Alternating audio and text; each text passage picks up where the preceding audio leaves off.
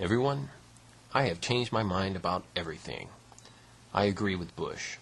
The Republicans must stay in control of everything. Just look at the evidence. Iraq is now a liberated country full of happy children dancing and holding hands as they walk to school.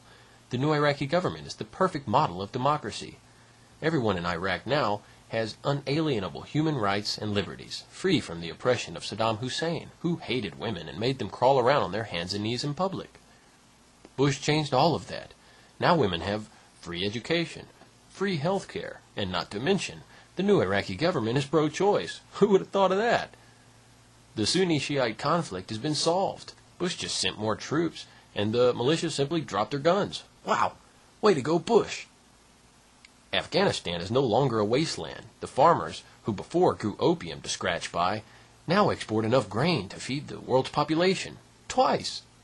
The heroin market around the world is near a dead stop. Junkies from all nations are now safely on prescription medication to stop their withdrawals, thanks to the health care reforms put in place by the Bush administration. The Taliban are gone. No more the days when women must walk behind men in the streets and wear their full-face burqas, the full body thing. They now wear miniskirts and dye their hair. The NATO commander was wrong.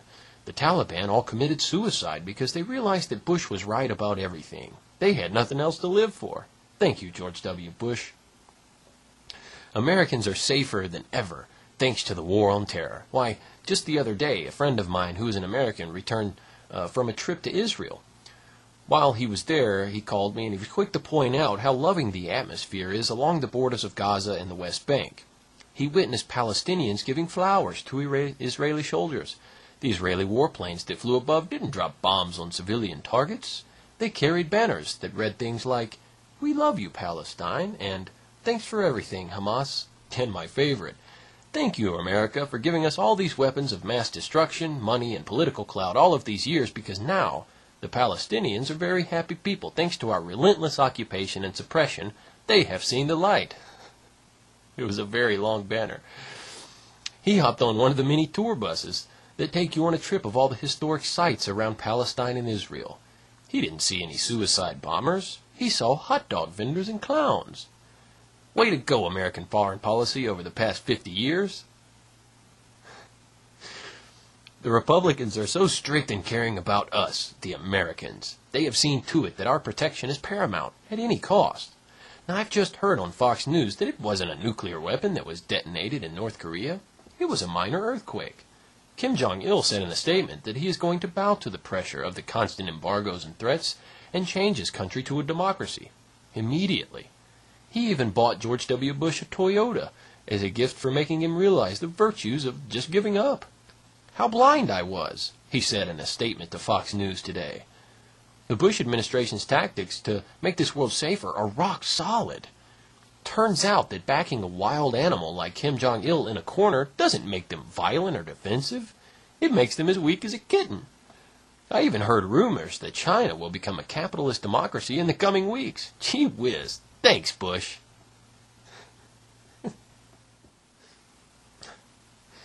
See, Bush figured out something that no one had ever thought of before.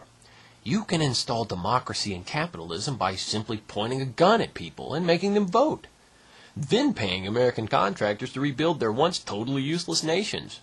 Their oil reserves are just a coincidence. I thought before that this was barbaric, that people would like to choose how they live and who they live under. If they didn't like their leadership, they would revolt. Boy, was I wrong.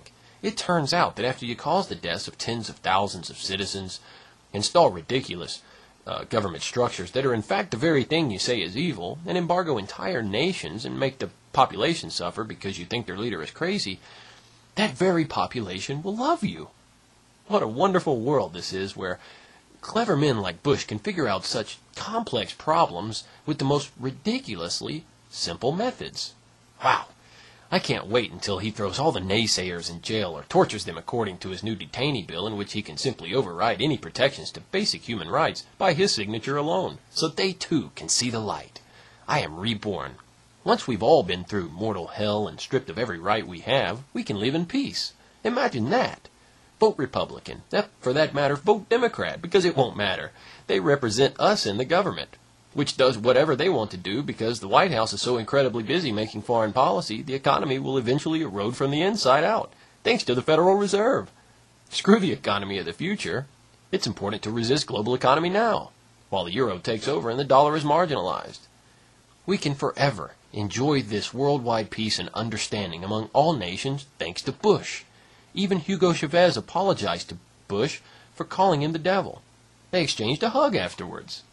And even Castro is now a great friend of America. He finally realized, after 45 years of sanctions and embargoes by the U.S. and assassination attempts, that he was just plain wrong. He's quoted as saying yesterday, "How silly of me."